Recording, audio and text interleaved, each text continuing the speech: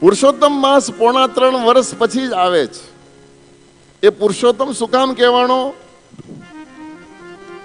3.5 માસ પછી ભગવાનને આ મહિનો બનાવવો પડ્યો. અત્યારે તો ટૂંકમાં જેનું વર્ણન તમને કહી દઉં.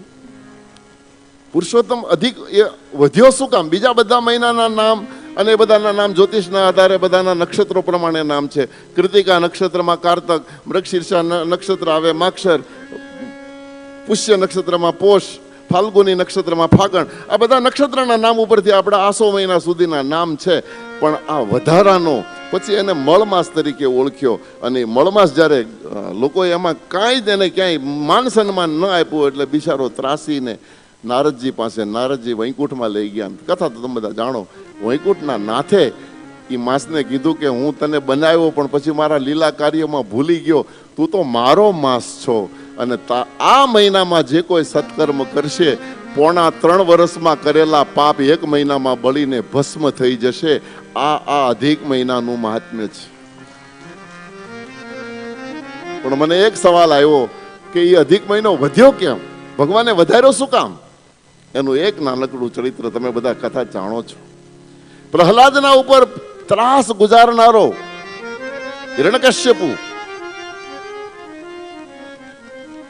હિરણાક્ષને જ્યારે ભગવાન વરાહે મારી નાખ્યો પછી હિરણ્યકશ્યપુ બેકાબુ થયો અને એના ભાઈનો બદલો, વેર કા બદલા વેર, ખૂન કા બદલા ખૂન.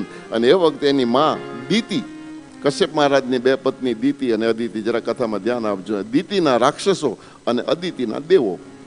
દીતિએ હિરણ્યકશ્યપુને કીધું કે બેટા તું વિષ્ણુની સામે પડ્યો છો, પણ વિષ્ણુએ જો મોટાને મારી નાખ્યો. ને એ તો સાક્ષાત ભગવાન, એ જ આપણને જન્માવે, એ જ આપણને જીવાડે, એને આપણે કેવી રીતે મારી શકીએ?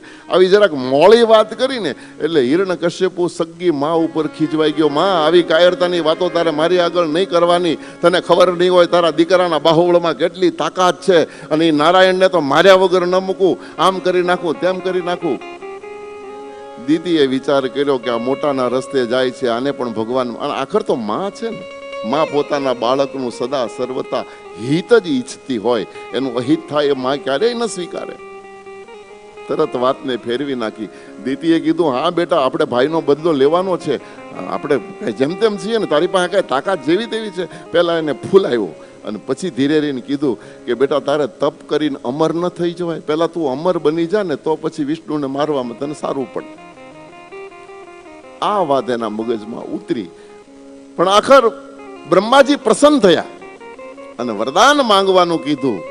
ત્યારે આ બહુ બુદ્ધિશાળી હતો. એને કાગળ ને કલમ મગાવ્યા અને કવિ અદ્ભુત લખે છે. બધી કલમો યાદ કરી કરીને લખી. દિવસે ન મરું, રાત્રે ન મરું, ઘરમાં ન મરું, ઘરની બારે ન મરું, આકાશમાં ન મરું, પૃથ્વી ઉપર ન મરું,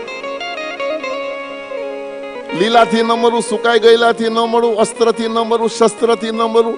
અને કારતક મહિનાથી લઈને આહુ મહિના 12 મહિના લખી નાખ્યા. કારતક થી લઈને આહુ મહિનામાં ન મરવો. અને મારવો કેમ? માસ ત્યારે પરમાત્માએ બનાવ્યો છે હિરણ્યકશ્યપુને મારવા માટે. પરમાત્માએ જે માસને નિર્માણ કર્યો, પણ એ માસને પરમાત્માએ પછી પોતાનું નામ આપ્યું. અને 3.5 વર્ષમાં જે કાંઈ આપણાથી કાયાથી, વાચાથી, મનથી કોઈ પણ પ્રકારના દોષો થયા હોય તો એ પાપોમાંથી મુક્ત કરાવનારો મહિનો, એનું નામ છે પુરુષોત્તમ માસ.